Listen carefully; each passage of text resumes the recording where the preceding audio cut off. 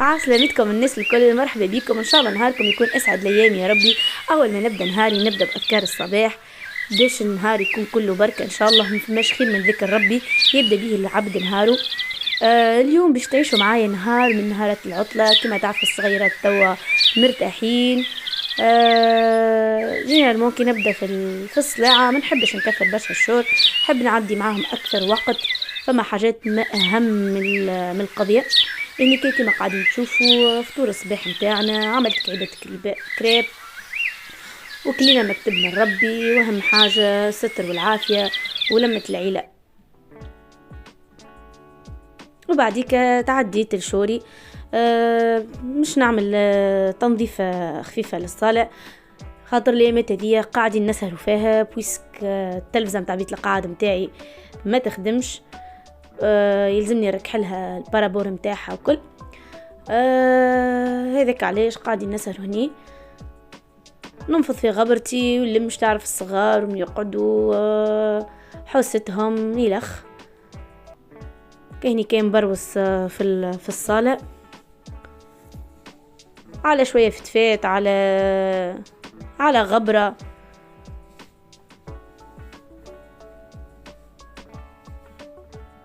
كي لما خفيفة حتى لين ان شاء الله ناوية مبرمجة معناتها باش نخرجها اخر الجمعة.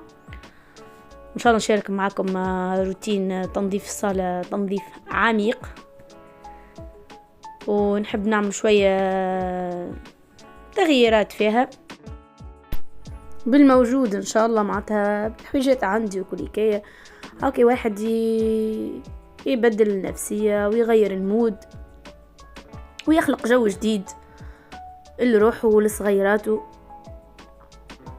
ونفرحوا رواحنا بالموجود عنا. واهم حاجة في الدنيا الانسان يكون راضي على عيشته وفرحان بها ومقتنع باللي عنده، ما تغركمش المظاهر. فما حتى حد في الدنيا عايش الحياة الوردية. ربي كيما يعطيك حاجة ينقص عليك حاجة. أهم حاجة في الدنيا هذه الإنسان يكون راضي ومقتنع بعيشته، والرضا هو بالحق مفتاح السعادة في الدنيا هذه. يكذب عليك. وهنيك تعدلت لك الطاولة متاع الصالة، لا يوريكم ولا يروعكم. ما حبيتش انبرقش، وريتكم بالحقيقة الناس الكل عنا صغيرات، واللي عنده الصغار يعرف، خاصة كي تبدأ البلاصة تحوس فيها وتعيش باللي رغم اني صغاري معناتها معلمتهم معايا ويهزوا وينظفوا وكل، اما ما يمنعش سهرية في الليل سي نورمال معناتها باش تحوس شوية الدنيا. كمان منش ملايكة نطيروا في الهواء.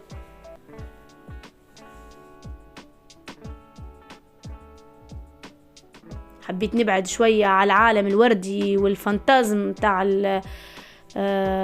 الانستغرام اللي في ساعات الناس كي تتفرج عليه تحس روحك انتي جاي من كوكب اخر، ولا الناس هذيك كيفاش تعيش هكاك، كيفاش ديما مع 24/24 مستوية، الدنيا تبرق والدنيا مريقلة. ليه راهي الدنيا مرة الفوق مرة اللوطة، مرة تلقانا مستوين 100%، مرة تلقاها العبد مريض قلق تعب. والبيت اللي فيه الحوسة راهو فيه حياة. دار فيها صغار مستحيل معناتها مهما كانوا الصغار هذوما لابد باش تحوس. وتو يكبروا الصغار وتو كل حاجة تشد بلاصتها وتو نقلقوا. مثالش خلي كل مرحلة تمشي بطبيعتها ونعيشوا الدنيا لحظة بلحظة ما فيها باس.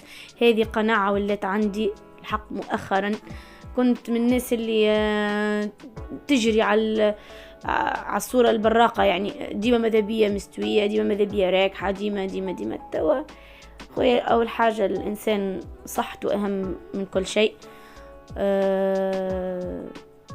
بعد الصحة ما ينفعك حتى حد، لا قضية لا صغار لا حتى شيء في الدنيا. سو الإنسان ماذا بيه ديما يعيش باعتدال، لا إفراط ولا تفريط، لا نفرطوا واللي نهدوا رواحنا، ولا زاد الواحد يسيب روحه معناتها ويعيش كل سامحوني في الكلمة معناتها كالحيوانات. نظافة من الإيمان. اني كي نعمل في تنظيفة للطاولة بالأجاكس. وهني كي باش نوصل معاكم للمسة الأخيرة، نحط اللي ديكور متاعي هذاك الكوينة والمبخرة.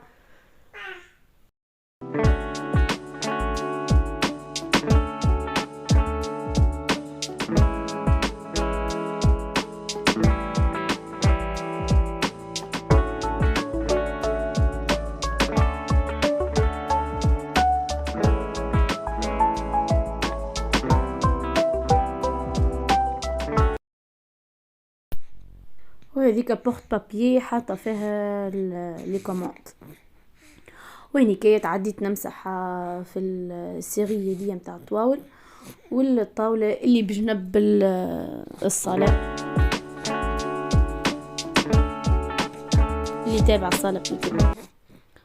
واخر حاجه تعديت نعمل في اسبيراتور خفيفه للتراكن الكل نتاع الصاله والزرابي. أعزكم الله.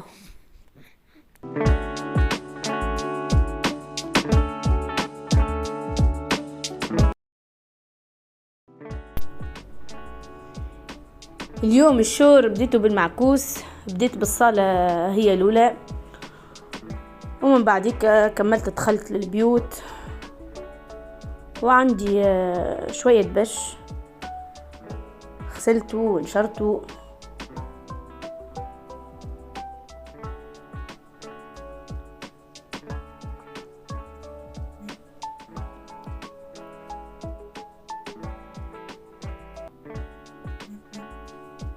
هذه بيت بنوتي،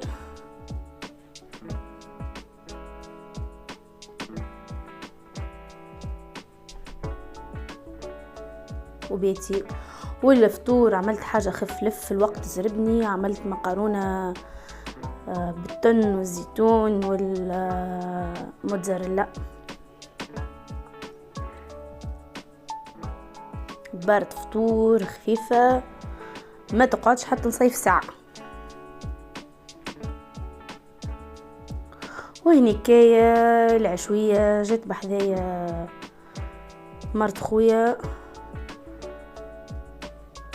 قيوة عربي على الكانون، طقس النهار تهيهبل، ولينا استغليناه وقعدنا في البركون متاعي.